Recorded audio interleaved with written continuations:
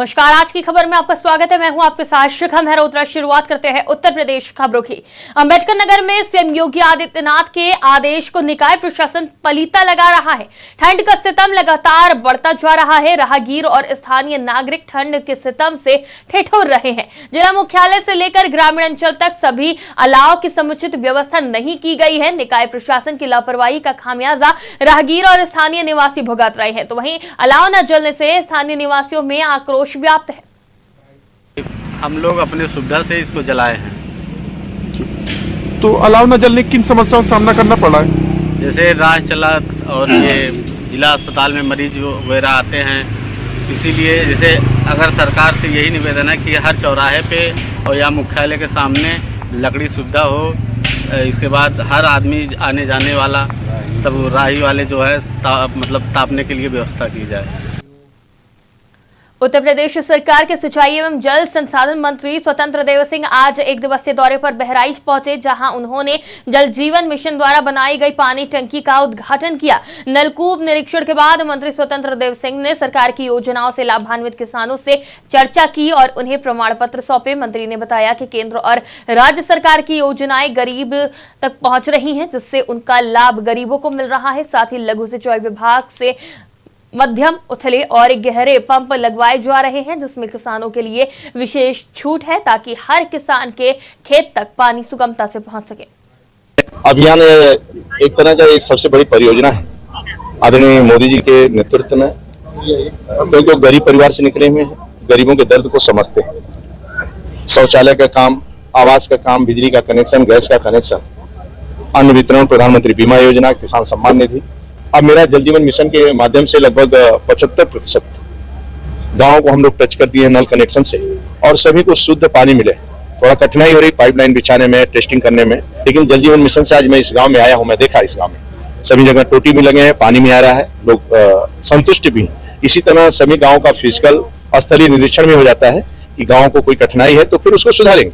इसलिए गाँव गाँव दौड़ा है, ये योजना कैसी चल रही है, किसान को, गाँव गरीब किसान को लाभ मिल रहा है कि नहीं मिल रहा है। इसलिए इसके भ्रमण पर मैं 2 दिवसीय निकला हूँ ये देवी पाटन मंडल में।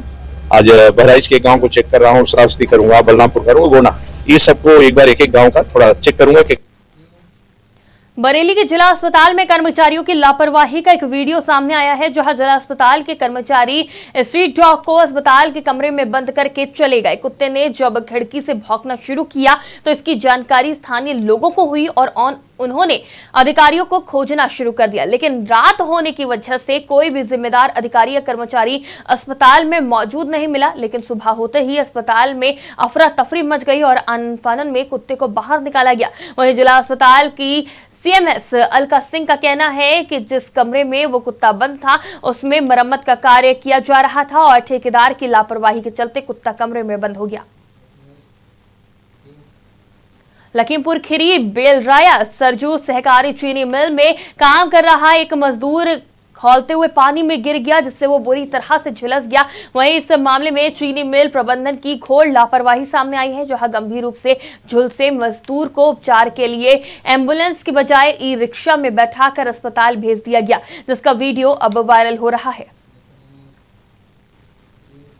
ऊर्जा मंत्री ए के शर्मा ने आज ओटीएस योजना पर प्रेस वार्ता की। प्रेस वार्ता में चेयरमैन आशीष गोयल भी मौजूद रहे। ऊर्जा एवं नगर विकास मंत्री ने प्रेस वार्ता कर आज बताया कि ओटीएस योजना से प्रदेश में अब तक 37,60,000 से ज्यादा लोगों को इस योजना का लाभ मिला है। बता दें 31 दिसंबर तक चलने वाली ओटीएस योजना से लगभग 40,000 से ज्यादा लोग इसके लाभ के फायदे में आ सकते हैं। इस योजना के अब मात्र 9 दिन बाकी है, अभी जनता इसका लाभ ले सकती है। नहीं, ऐसा कोई स्पेसिफिक मामला हो तो हमारे ध्यान पे लाइए। अब जनरल तो चेयरमैन साहब बैठे हैं तो ये बात सुन रहे हैं। हाँ बिल्कुल, ऑटोमेटिक होना चाहिए, ऑटोमेटिक होना चाहिए। जब बकाया नहीं है तो जो कटा हुआ है उसका वो कोई कारण नहीं है, इसको देखा जाए। अच्छा, पेमेंट नहीं किया है, हमारे बिल्डर्स लेते हैं। अच्छा सुझाव है, अच्छा सुझाव है। इसको देखा जाए। बिल्कुल बिल्कुल, आप लोगों का बहुत बहुत धन्यवाद है, बहुत अच्छा एक सुझाव है। सर एक सवाल जी, सर अभी तक किस खंड से ज्यादा रेवेन्यू कलेक्ट हुआ है इस योजना में? किस खंड से? मैंने बताया ना, मैं बता देता हूँ आपको, शायद दिया भी है। उत्तर भारत समेत प्रदेश में शीतलहर का कहर जारी है। उत्तर प्रदेश के नगर विकास मंत्री ए.के. शर्मा लगातार रैन बसेरों का निरीक्षण कर रहे हैं और अधिकारियों को भी निर्देशित करते हुए नजर आते हैं कि शीतलहर और ठंड से बचाव के लिए रैन बसेरों में गर्म कंबल, अलाव, बिजली, पानी की समुचित व्यवस्था की जाए। सुरक्षा की दृष्टि से सीसीटीवी कैमरे लगवाए जाएं, लेकिन जमीनी हकीकत कुछ और ही बयां करती है। लखनऊ जिले की नगर पंचायत बख्शी का तालाब की अधिशासी अधिकारी और नगर पंचायत अध्यक्ष के ढीले रवैये से बाहरी मजदूरों और राहगीरों को इस कड़ाके की ठंड में दर दर भटकना पड़ रहा है। लखनऊ जिले के संवाददाता ने नगर पंचायत बख्शी का तालाब के छठा मिल चौराहे पर बने रैन बसेरे का निरीक्षण किया और हकीकत आपके सामने है कि रैन बसेरों में ताले लगे हैं। जिले में लगभग ठंड का कहर जारी है।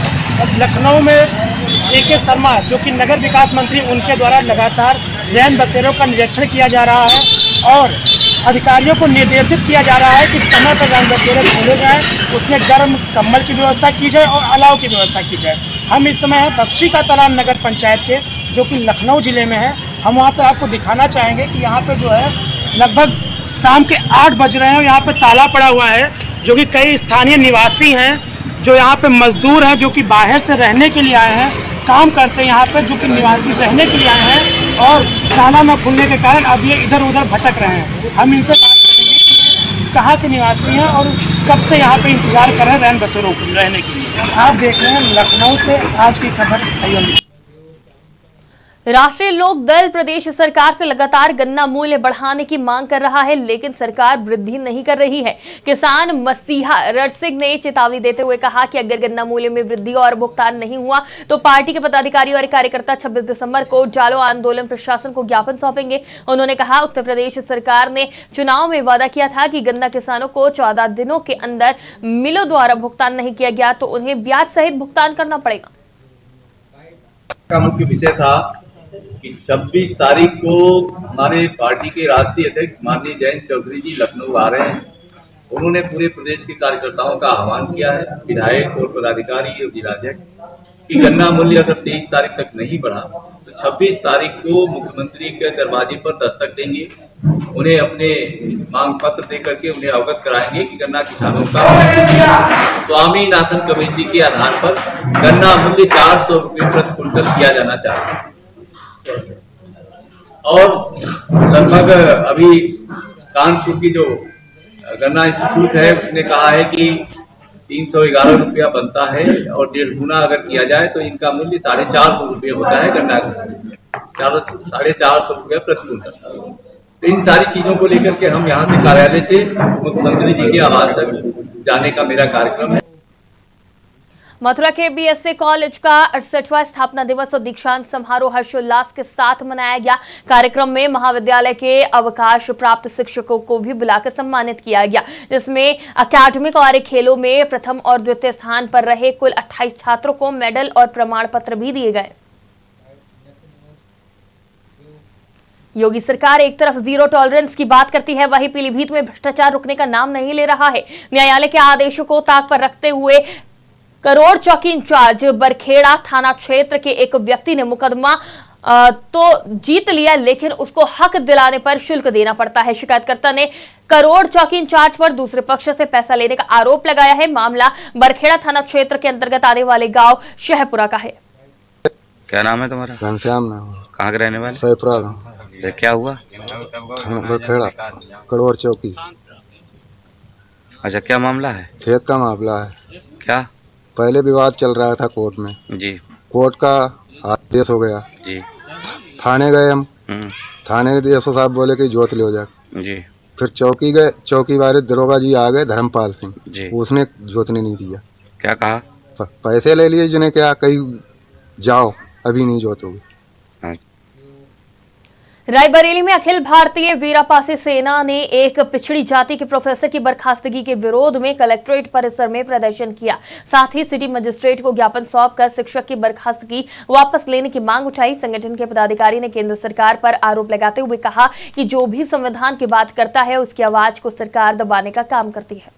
आज का विषय यह है कि जो देश में या भारतीय संविधान के दायरे में रह के जो भी बात करता है, जो भारतीय संविधान में जो उनके अनुच्छेदों के बारे में जो बताता है, उसकी विचारधारा को जो बताता है, आज यहाँ जो केंद्र की सरकार है, वो केंद्र की सरकार उन लोगों को ऊपर या मुकदमा लिखती है या फिर उनको जो है, या अगर वो जो है किसी नौकरी पे हैं उनको हटाती है। जैसे पिछले दिनों में, पिछले 5 महीनों से लगभग डॉक्टर नीतू सिंह जो है, एक जो है सोशल क्रांतिकारी एसोसिएट प्रोफेसर है, उसको जो है वहां से जो है, क्योंकि उसने भारतीय संविधान की बात किया, बाबा साहब की विचारधारा को बात किया, उस विचारधारा को के उस पे लेके नीतू सिंह को हटाया जाता। यहाँ तक कि पूरे देश में लक्ष्मण यादव जैसे जो है, जो बहुजन विचारक हैं, एसोसिएट प्रोफेसर है, काबिल व्यक्ति हैं, अगर वो बहुजन समाज को भारतीय संविधान के अनुच्छेदों के उन मौलिक अधिकारों को बताते हैं, तो उसको लेके केंद्र सरकार उनको जो है उन एसोसिएट प्रोफेसर के पद से 15 साल बाद उनको हटा देती है और या फिर उनके ऊपर मुकदमा लिखती है।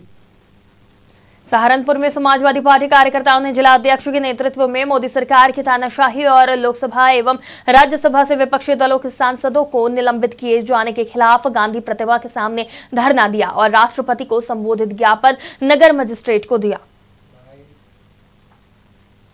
हिंदुस्तान के जो सबसे बड़ा उच्च सदन होता है, उसके अंदर जो जनप्रतिनिधि एमपी के रूप में जाने का काम करते हैं और विपक्ष जो होता है उसकी एक अग्रणी भूमिका होती है। क्योंकि जनप्रतिनिधि जनता की आवाज़ को उठाना उनका क्रम लक्ष्य होता है।